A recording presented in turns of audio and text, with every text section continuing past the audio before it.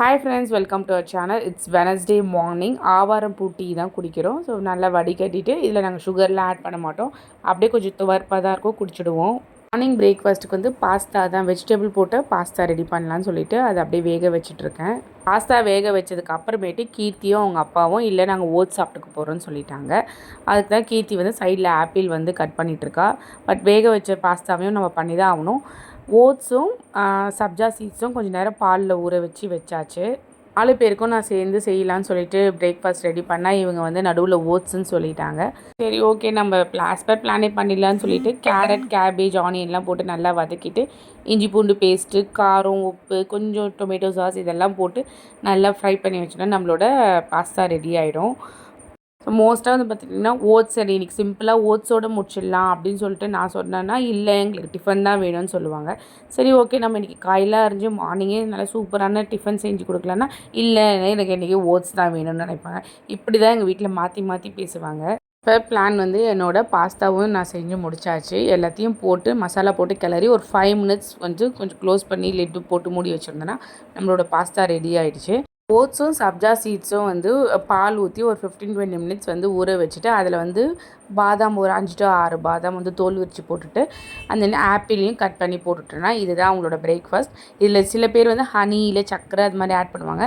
But நாங்கள் வந்து honey சக்கரெலாம் add பண்ணாமல் அப்படியே ப்ளெயினாகவே சாப்பிட்ருவோம். ஹோல் டே வந்து டயட் மூடான டே தான். பட் எனக்கு வந்து ஸ்டில் ஆவாரம் பூ டீ குடித்தாலுமே எனக்கு காஃபி குடிக்கணும் போல் இருந்துச்சு. ஸோ அதனால் எனக்கு மட்டும் நான் காஃபி போட்டுக்கிட்டேன். என்ன கெட்ட பழக்கனே தெரியல, நம்மளால் காஃபியை மட்டும் அவாய்ட் பண்ணவே முடியல. என் கூட சேர்ந்து கீர்த்தியும் இப்போ குடிக்க ஆரம்பிச்சிட்டா. மார்னிங் பிரேக்ஃபாஸ்ட் வேலையை முடிச்சாச்சு. ஆனால் வந்து பாஸ்தா நம்ம செஞ்சதில் பாதி வந்து அப்படியே வீணாயிடுச்சு. அப்புறமா ஈவினிங் எதனா சூடு பண்ணி கொடுக்க வேண்டியது தான். மதியத்துக்கு தயிர் சாதம், வெண்டைக்காய் தான். ஸோ சாப்பாடு வந்து அப்படியே வெந்ததுக்கு அப்புறமேட்டு வடிக்கக்கூடாது.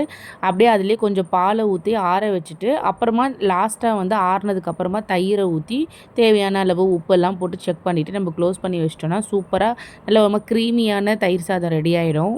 தேவையான அளவு தயிர்லாம் ஊற்றி நல்லா மிக்ஸ் பண்ணிவிட்டு மாதுளப்பழம் ஆல்ரெடி உரித்து வச்சுருந்தேன், அதை போட்டு மாதுளப்பழம் எப்போவுமே வந்து நல்லா ஆறுனதுக்கு அப்புறம் தான் போடணும். இல்லைனா அந்த கலர் வந்து ஒரு மாதிரி மிக்ஸ் ஆகிடுற மாதிரி இருக்கும். ஸோ போட்டு மூடி வச்சாச்சு.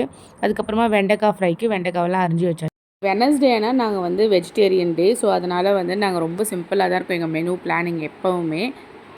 ஆஃப்டர் லன்ச்சுக்கு மேலே ஹஸ்பண்ட் வந்து கொஞ்சம் ஸ்வீட் சாப்பிடணும் போல் ஆசையாக இருக்குதுன்னு சொன்னார். ஸோ அவருக்காக வந்து சேமியாவில் கேசரி லாஸ்ட் டைம் பண்ண மாதிரி பண்ணியிருந்தேன்.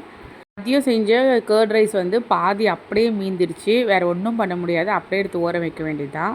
அரௌண்ட் நைட் 7 o'clock ஆகிடுச்சு. இப்போ வந்து நான் ஒரு புதினா சட்னி மாதிரி அரைச்சிட்டு கேரட் தோசை ஊற்றிடலான்னு சொல்லிட்டு ஸ்பீடாக செஞ்சிட்ருக்கேன். நான்வெஜ் செஞ்சாலே வந்து மதியம் இருக்கிறத வந்து நைட்டு சாப்பிடுவாங்க. பட் வெஜிடேரியன்னா தொடவே மாட்டாங்க. நம்ம 3 வேலைக்கும் 3 டிஃப்ரெண்ட்டாக தான் செஞ்சாகணும்.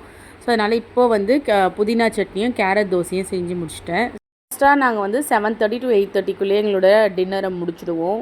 நேஹா வந்து வெளியில் ஃப்ரெண்ட்ஸுங்களை சேர்த்து ஒரே அமக்கில் தான் இந்த சம்மர் லீவில். நான் வெளியில் விளையாட விட மாட்டேன். பட் இந்த டைம் வந்து அவங்க டேடி பெர்மிஷனோட வெளியில் விளையாடிட்டுருக்கா.